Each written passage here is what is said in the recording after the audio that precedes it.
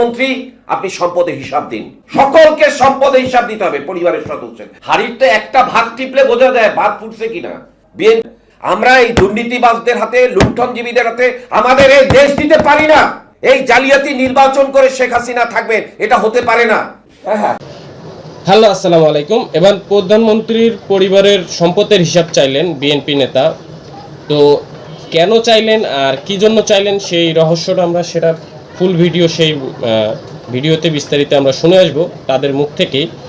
তো এবার প্রধানমন্ত্রীর প্রত্যেকটা সদস্যরা কি সম্পদের হিসাব চাইলেন বিএনপি নেতারা।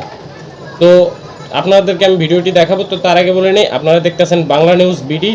আপনারা এরকম নিত্য নতুন ও আপডেট লেটেস্ট ভিডিও সবার আগে আমার চ্যানেলে পেয়ে যাবেন। তার জন্য চ্যানেলটিকে সাবস্ক্রাইব করে পাশে থাকা বেল আইকন বাজিয়ে দেবেন। যারা যারা অলরেডি সাবস্ক্রাইব করেছেন তাদেরকে অসংখ্য অসংখ্য ধন্যবাদ। যারা এখনো সাবস্ক্রাইব করেনি প্লিজ সাবস্ক্রাইব করবেন। তো চলেন আমরা ভিডিওটি দেখে আসি। প্রধানমন্ত্রী আপনি সম্পদের হিসাব দিন, সকলকে সম্পদের হিসাব দিতে হবে। পরিবারের সদস্যের হাড়িতে একটা ভাত টিপলে বোঝা যায় ভাত ফুটছে কিনা। বিএনপির আমলে শেষ দিকে আমরা শুনেছিলাম খাম্বা দুর্নীতির কথা। আমি জানি না খাম্বা দুর্নীতি নিয়ে কোনো মামলা হয়েছে তারেক রহমানের বিরুদ্ধে, আমার কিন্তু জানা নেই। আপনারা জানেন কিনা আমি জানি না। আমরা এই দুর্নীতিবাজদের হাতে, লুণ্ঠনজীবীদের হাতে আমাদের এই দেশ দিতে পারি না। এই জালিয়াতি নির্বাচন করে শেখ হাসিনা থাকবেন, এটা হতে পারে না। হ্যাঁ, ঘুষের টাকা যে কিস্তিতে পরিশোধ হয়, এইটা ভাই আমি একটা সমগ্র ব্যবস্থা পাল্টাতে হবে। কোনো সংস্কার এখানে চলবে না। কিভাবে আপনি সংস্কার করবেন বলুন? আপনাকে বাঁচতে হবে। আমার মনে আছে 97 বা 98 সনের দিকে শেখ হাসিনা যখন প্রথম সরকারে এলেন, বাড়িতে দৈনিক সংবাদ তখন রাখতাম। পত্রিকায় রিপোর্ট হলো প্রধানমন্ত্রী পুলিশ সার্ভিস অ্যাসোসিয়েশনের মিটিং এ তিনি বলছেন সকলকে আয় ব্যয়ের হিসাব, সম্পত্তি হিসাব পুলিশ সদস্য দিতে হবে। আমি এটা ফলো করলাম নিউজটা, যে ফলো আপটা কি আসে। 4 দিন পরে সংবাদে এলো পুলিশ সার্ভিস অ্যাসোসিয়েশন বলছেন যে এমপি মন্ত্রীরা সম্পদের হিসাব দিলে তাহলে পুলিশ সদস্য অফিসাররা দেবে। কত বড় উদ্যোক্ত চিন্তা করেন। একটা দেশের প্রধানমন্ত্রী বলছে যে পুলিশ অফিসারদের সম্পত্তির হিসাব দেওয়ার জন্য বলেছেন, কিন্তু তারা বসে সিদ্ধান্ত নিচ্ছে যে না, মন্ত্রী এমপিরা দেবে, তারপর তারা দেবে। মন্ত্রী এমপি আমলা, আজকে দেশে যে পরিস্থিতি হয়েছে, এই প্রশ্ন উঠেছে এই বেনজির এবং পুলিশের সাবেক আইজি বেনজির, আজিজ, আসাদুজ্জামান ভুইয়া, আরো অনেকে।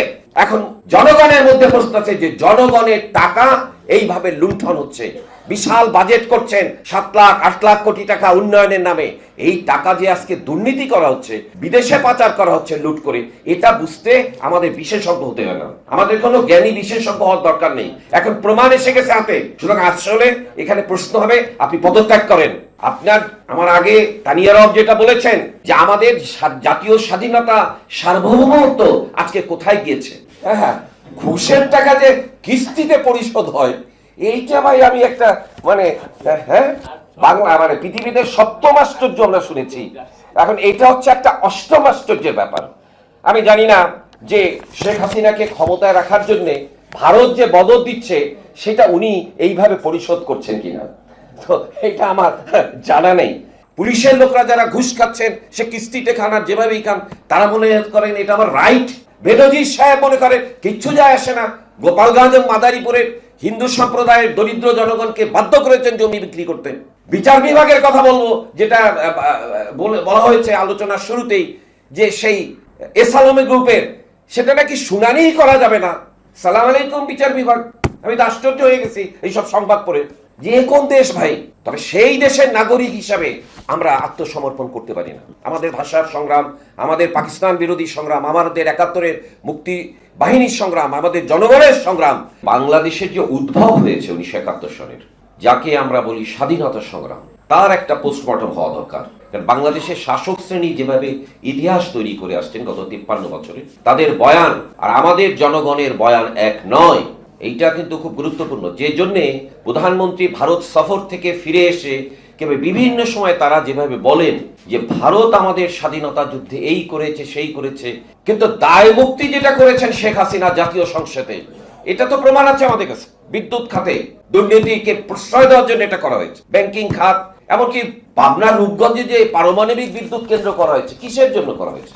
এই বিপজ্জনক বিদ্যুৎ কেন্দ্র। যে আজকে বাংলাদেশে যে শব্দটাই আজকের আলোচনায় ব্যবহার করেছেন গণসংহতি আন্দোলনের বন্ধুরা, সর্বগ্রাসী।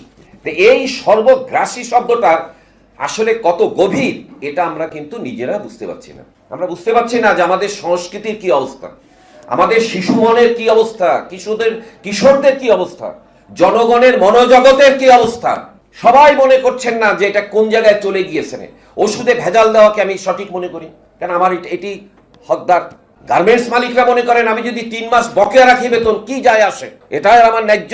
যে অবস্থার মধ্যে, যে পরিস্থিতির মধ্যে বাংলাদেশের মানুষ নিক্ষিপ্ত হয়েছেন, তা থেকে মুক্তি। এখন ব্যক্তি মানুষের অসুস্থতা হলে চিকিৎসক যেভাবে তা নিরাময়ের জন্য তার ভেতরে প্রবেশ করেন, তার সমস্যাগুলো শোনেন, অসুবিধাগুলো শোনেন এবং তার রোগের ইতিহাস বা রোগের কারণ কি, এটা কতটা মানে যুক্তিসঙ্গত সেটা আপনারা আপনাদের মূল্যবান মতামত আপনারা কমেন্ট বক্সে কমেন্ট করে জানিয়ে যাবেন।